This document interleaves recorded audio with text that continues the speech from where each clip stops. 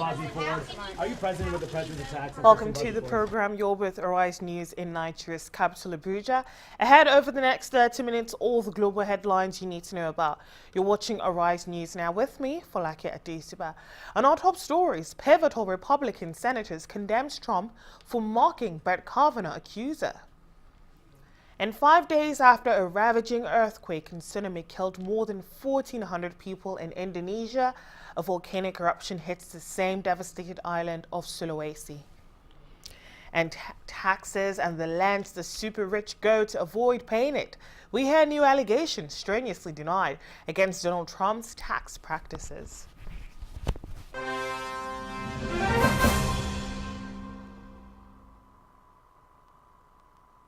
All right, we begin this hour in the White House, where Donald Trump has been sharply condemned for mocking Dr. Christine Blasey Ford, the woman who accused Brett Kavanaugh of sexual assault, with 3 key Republicans who could determine if the federal judge is confirmed to the U.S. Supreme Court, calling the comments appalling and just plain wrong. At a campaign rally in Mississippi on Tuesday night, Trump cast doubt on Ford's allegation that Kavanaugh, Trump's nominee for the bench, attempted to rape her as a teen in the early 1980s. Speaking at an event hosted by The Atlantic magazine, Trump's ally, Senator Lindsey Graham, said he didn't particularly like the president's remarks, adding he would tell him, "You're not helping." Meanwhile, White House spokeswoman Sarah Huckabee Sanders has defended President Donald Trump's remarks about the woman who claims she was sexually assaulted by Supreme Court nominee Brett Kavanaugh. Sanders told reporters at a rare White House briefing that the president was stating the facts at a Mississippi rally on Tuesday night. Sanders is also blasting Democrats, accusing them of launching a full-scale assault on Kavanaugh's integrity. She's calling it a coordinated smear campaign. Facts, and frankly facts that were included in Special Prosecutor Rachel Mitchell's report. He was stating facts that were given during Dr. Ford's testimony, and the Senate has to make a decision based on those facts and whether or not they see Judge Kavanaugh to be qualified to hold the position on the Supreme Court. Every single word Judge Kavanaugh has said has been picked apart. Every single word, second by second, of his testimony has been picked apart. Yet if anybody says anything about the accusations that have been thrown against them, that's totally off limits and outrageous. This entire process has been a disgrace, and the only reason that it's been that way is because Senate Democrats didn't do this the way that it should have been done, and they circumvented the entire system. And frankly, they've undermined our entire judicial branch by the way that they've acted and the inappropriateness of which they've conducted themselves. Every single bit of evidence and facts that we've seen in this moment have supported Judge Kavanaugh's case, and the president simply pointed out the facts of the matter, and that is what the Senate will have to use to determine whether or not they vote to support him or not. On the night President Trump nominated Judge Brett Kavanaugh, Senator Schumer declared the Democrats would oppose this nomination with everything they had. Before a single document was produced, a single meeting with the senator, or a hearing was ever scheduled, Chuck Schumer and the Senate Democrats telegraphed a strategy to throw the kitchen sink at the judge with no regard for the process, decency, or standards. They're not opposed to Judge Kavanaugh's judicial views. They're literally trying to undercut the voice of the American people when they elected Donald Trump.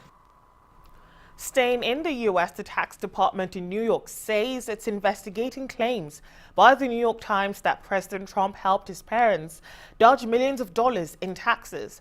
The paper has published a report which alleges that President Trump's family used, and I quote, dubious tax schemes which greatly benefited the president. The report also says Mr. Trump received a massive sum of money from his parents, contradicting the image that he's always presented of himself as a self-made man. He's always said he only got $1 million as a loan from his dad, which he then used to build his business empire. But the Times says he was receiving $200,000 by the age of 3 and was a millionaire by the age of 8. The White House and the president's lawyers say the claims are 100% false and highly defamatory.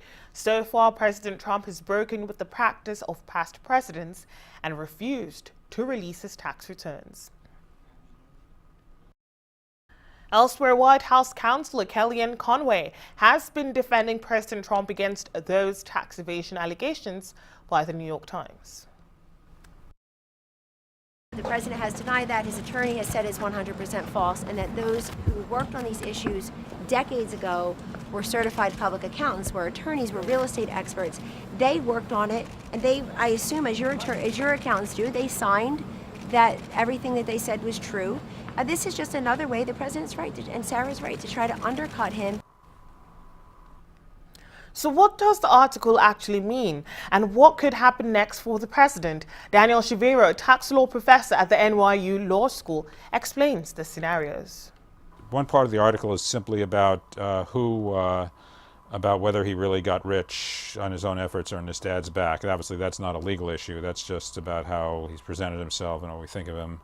The second issue is that if someone committed criminal tax fraud and was aggressively and actively doing so and was involved in it centrally, as the Times maintains, that tells you a lot about that person. Committing outright fraud, having 95% valuation errors and inconsistent valuations within months of each other, and setting up sham transactions with paper corporations that make payments that are not at all what they purport to be, that's kind of beyond what the very wealthy do. The IRS is busy, it's understaffed. It's even more understaffed now than it was back when this stuff was happening. You're an auditor, you have to decide what raises a red flag for you, what should you challenge, and what sort of work and research do you do to challenge it, given that you have 40 hours probably in your work week and a lot on your plate. You're looking for red flags and for things that look dubious, so this may not have raised red flags. There's, although you can't go to jail for tax fraud once the statute of limitations is passed, the returns are open. So what I believe is the case, though I'm not 100% sure, is say that Fred Trump filed a tax return in 1990 that it has criminal tax fraud on the estate and gift tax, the gift tax. That would mean that the IRS can reopen it, can challenge it on the merits, and can also assert penalties. Now, Fred Trump is not alive anymore. The part I believe to be true, but I'm not 100% sure, is that they can then collect the money from the people who inherited the estate or got the gift without having to show criminal behavior by them. Over now to Indonesia, where 5 days after an earthquake and tsunami killed more than 1,400 people, the aid effort is said to now be well underway, with 7 cargo planes landing at Palu Airport on the stricken island of Sulawesi. President Joko Widodo has also been on the island for the second time since the disaster struck last Friday. Aid agencies that have reached Palu say survivors are still lacking basic supplies, but that relief is slowly trickling in, and people in some camps are beginning to get 2 meals a day and a gallon of water. Make matters possibly even more precarious. There has been a volcanic eruption on the same island of Sulawesi, but it's not clear how much of a threat it might be to the aid operation and search and rescue efforts there. Now, elsewhere, British Prime Minister Theresa May always said concerning Brexit negotiations, that is, that no deal is better than a bad deal. But in her keynote address at her Conservative Party conference, she's admitted that no deal is a bad outcome. It's an outcome, however, that she's willing to face, despite warnings about the economic damage it would cause. In a speech that correspondents say was extremely confident and well received, in contrast to a year ago, when she was spluttering and coughing. Mrs. May said she's not afraid to leave the European Union. She also made clear that despite criticism from many, she's sticking to her approach to Brexit and her Chequers plan. Because you made sacrifices, there are better days ahead. So when we've secured a good Brexit deal for Britain, at the spending review next year, we will set out our approach for the future. Debt as a share of the economy will continue to go down. Support for public services will go up. Because a decade after the financial crash, people need to know that the austerity it led to is over and that their hard work has paid off. We are entering the toughest phase of the negotiations. You saw in Salzburg that I am standing up for Britain. What we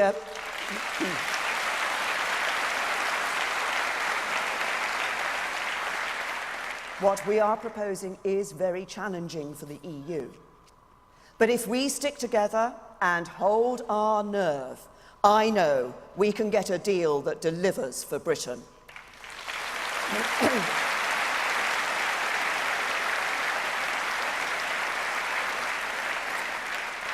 And to all businesses, large and small, you may have heard that there's a four-letter word to describe what we Conservatives want to do to you. It has a single syllable. It is of Anglo-Saxon derivation. It ends in the letter K. Back businesses.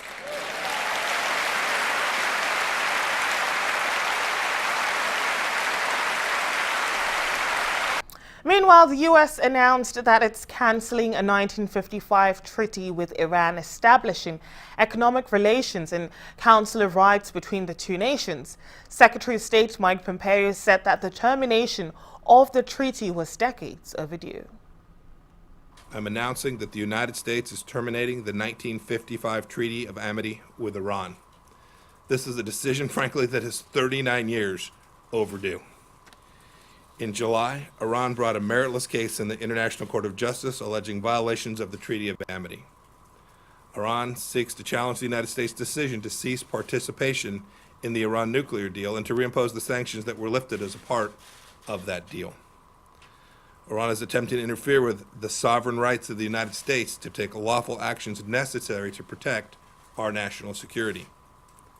And Iran is abusing the ICJ for political and propaganda purposes. And their case, as you can see from the decision, lacked merit. The court's ruling today was a defeat for Iran. It rightly rejected all of Iran's baseless requests. The court denied Iran's attempt to secure broad measures to interfere with U.S. sanctions and rightly noted Iran's history of noncompliance with its international obligations under the Treaty on Non-Proliferation of Nuclear Weapons. Well, time for a short break now, but do stay with us. Plenty more still ahead.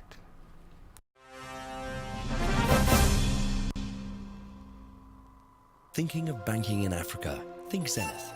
In today's fast-moving, fast-changing world, you need a financial partner that understands your unique expectations.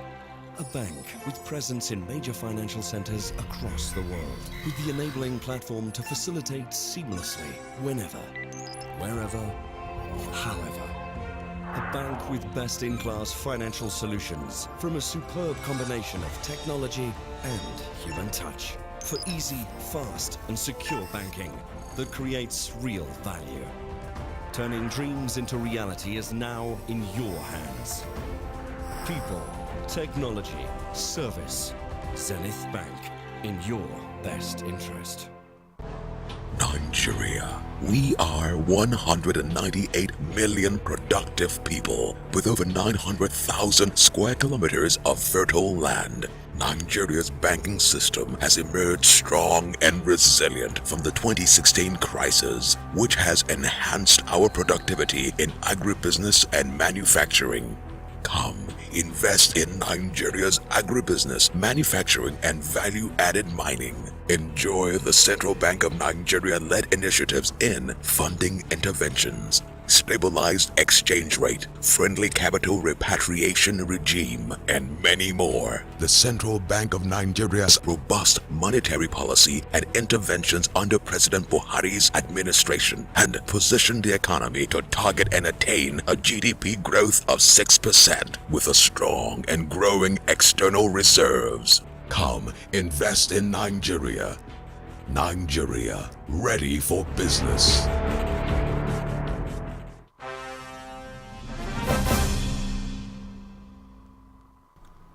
You're with the Rise News now, live from our studios in Nigeria's capital, Abuja, and I'm still Folake Adesugba.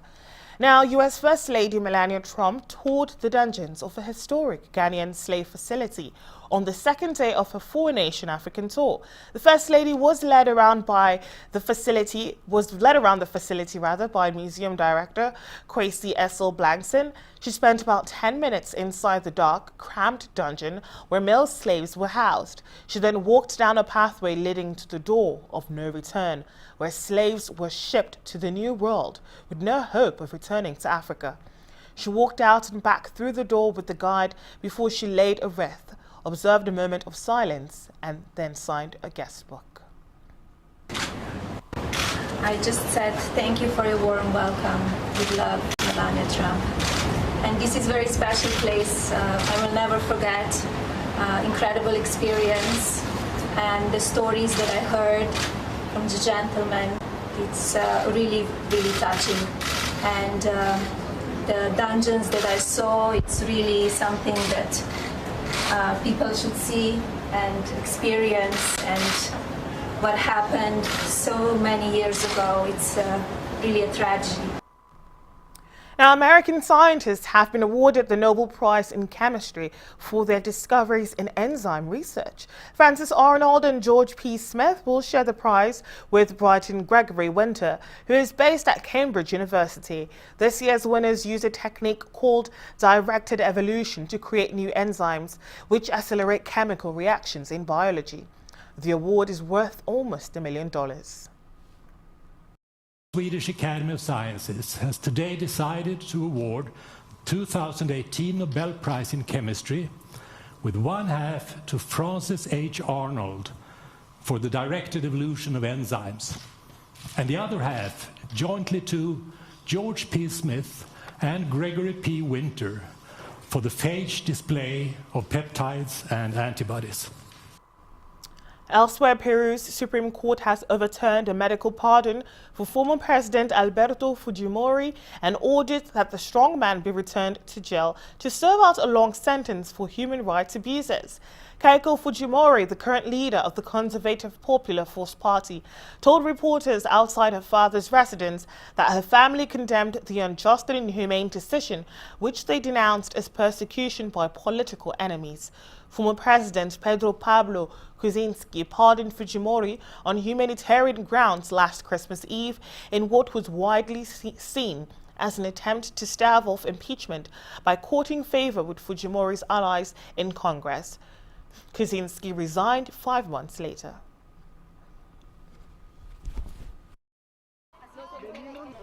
Mi padre es un hombre de 80 años.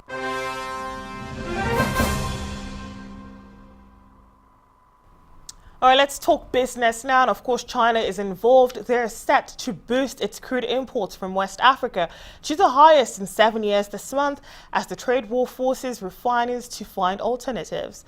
Chinese refiners bought about 1.71 million barrels from West Africa, the most since 2011. And total Asia's crude imports from West Africa in October will jump to 2.44 million barrels a day, also a 7-year high. The trade war with the U.S. has cut China's interest in buying shale oil, which is similar in quality to West African crude. Unipec, the trading arm of top Chinese refiner Sinopec, recently put a plan to boost U.S. crude imports on hold. The impending return of sanctions on Iranian crude further limits the availability for Chinese buyers. Elsewhere, 4 global tech giants, Facebook, Apple, Alphabet and Amazon, are opposing an Australian law that will require them to provide access to private encrypted data linked to suspected illegal activities. In August, Australia proposed fines of up to $7.2 million for institutions in prison terms for individuals that do not comply with the court request to give authorities access to private data. The government says the proposed law is needed, giving a heightened risk of terrorist attacks. But Facebook, Alphabet, Apple and Amazon are jointly lobbying lawmakers to amend the bill, seen as a test case as other nations explore similar laws. If the bill becomes law, Australia will be one of the first nations to impose access requirements on technology companies. We're headed for a short break now, but do stay with us. Sport and entertainment are coming right up next.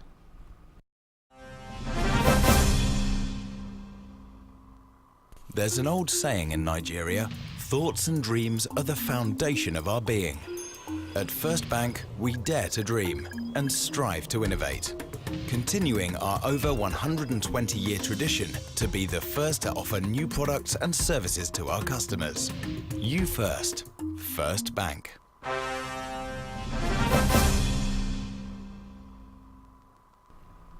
You're with the Rise News now, live from our studios in Nigeria's capital, Abuja. I'm still Folake Adesugba. Now let's look at the world of entertainment now. American singer Demi Lovato is doing really well in rehab, according to her sister. It's been 60 days since the 26-year-old Sorry Not Sorry chart topper began treatment at an undisclosed facility shortly after she was hospitalized for a near-fatal overdose in late July. While promoting her new movie Subject 16 yesterday, Lovato's sister Madison de la Garza gave the latest update on the pop singer's progress, revealing that Demi Lovato was working really hard on her sobriety and adding that the family were all very proud of her. And pop singer Madonna has revealed that her next album is in the works for a 2019 release. The 60-year-old pop icon was promoting the new Beauty Roller addition to her MDNA Skin lineup when she alluded to the fact that she's working on more than just skincare. The currently unnamed album will be the Queen of Pop's 14th and her first release since 2015's Rebel Heart. Meanwhile, Julia Roberts is finally coming to a small screen near you. After more than 30 years as an actress in memorable films, Roberts is starring in her first TV series, Homecoming. Speaking at an Amazon Prime Video launch in London, where the series was showcased, Roberts says she wasn't deliberately avoiding jumping into television. Out there. You did, yes. So what, you didn't believe me? No, I feel bad. Like, people think I don't like TV. TV raised me. I love TV. But it's, I just haven't been offered anything that I thought I was the right fit for, the right person for, and I've never met Sam before, so I think he was my lucky penny. No, I said this was not for the faint of heart, because the amount of memorization on a daily basis, you know, I'm used to the kind of 6 or 8 pages a day. This was like 11 pages or 14 pages a day, and running up and down stairs and having a phone and a bag and a box and a thing, and so yeah, he was putting me to the test. At the Homecoming Support Center, what were your duties there? I don't know. You don't know. The whole point of this program is to help us. Can you tell us the truth? You should think very carefully. What did she know? You're worried? Aren't you? Yes, I am. I just saw them. They're throwing out all of his shit. They're not throwing it out. Look, we both broke the rules, okay? Whatever's happening with Schreier is also...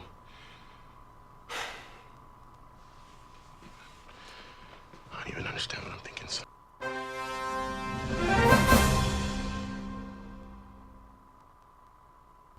All right, let's see what's brewing in sports now. Cristiano Ronaldo has firmly denied the rape accusations made by Catherine Mayorga, the woman who has filed a civil case against the Juventus forward. Ms. Mayorga claims that Ronaldo sexually assaulted her in Las Vegas in 2009. Lawyers representing Ms. Mayorga will hold a media conference in Las Vegas late on Wednesday night to go into detail about the allegation. Earlier on Wednesday, Ronaldo posted on his Twitter account, "I firmly deny the accusations being issued against me. Rape is an abominable crime that goes against everything that I am and believe in." Ronaldo returned to training at Juventus on Wednesday for the first time since the rape allegation against him was made public. Meanwhile, Barcelona dented Tottenham's Champions League hopes as they triumphed 4-2 in a pulsating Wembley encounter that was lit up by Lionel Messi on Wednesday. The Argentine scored twice, played a major role in Barca's other goals, and hit the post twice as Tottenham slipped to back-to-back defeats in Group B. Philippe Coutinho set the tempo for a breathtaking spectacle by scoring after 95 seconds, following some horrendous decision-making by the returning Hugo Lloris, before Ivan Rakitic doubled the lead with a spectacular half-volley. Messi should have wrapped the game up, but hit the same post twice in 3 minutes, and thus opened the door for Harry Kane to hit back for Spurs in the 52nd minute. Messi quickly restored a 2-goal lead in the 56th, but Eric Lamela set up a grandstand finish that almost led to an equalizer. But Messi had the last laugh in the final minute, wrapping up the points with his 5th Champions League goal of this campaign already. And elsewhere, Neymar scored a hat-trick as Paris Saint-Germain trashed Red Star Belgrade 6-1 in their second Champions League match of the season. The League One champions responded to their opening 3-2 loss to Liverpool with a commanding victory over the Serbian visitors at Parc des Princes on Wednesday.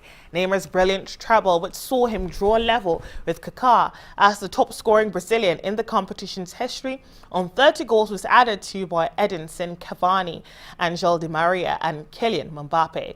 Marco Marin got a consolation for the visitors, but accounted for little as they suffered a comprehensive defeat to Thomas Tuchel's side.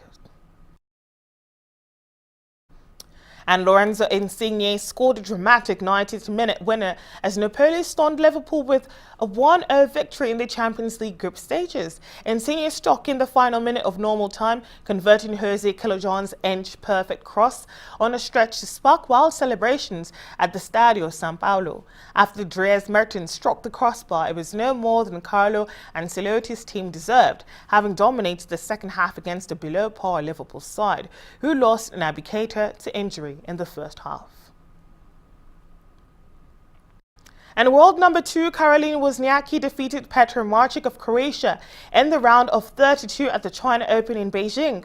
The pair have met 4 times before Wozniacki was victorious. In all these meetings, there was drama throughout, and Wozniacki came out on top in the first set after breaking through in the 11th game. She won the set 7-5. World number 36 fought back in the second set, staying ahead until the 5th game, but it wasn't enough, and the world number 2 fired ahead, winning the set 6-3. Wozniacki will now face Anett Kontaveit of Estonia in the round of 16 of the China Open in Beijing. Meanwhile, Juan Martín del Potro beat Russia's Karen Khachanov 6-4, 7-6 to reach the quarterfinals of the China Open on Wednesday, while Grigor Dimitrov lost to unseeded Dusan Lajovic 6-4, 2-6 and 6-4. Victory meant US Open finalist Del Potro has sealed qualification for next month's season-ending ATP finals in London, joining Rafael Nadal, Novak Djokovic and Roger Federer.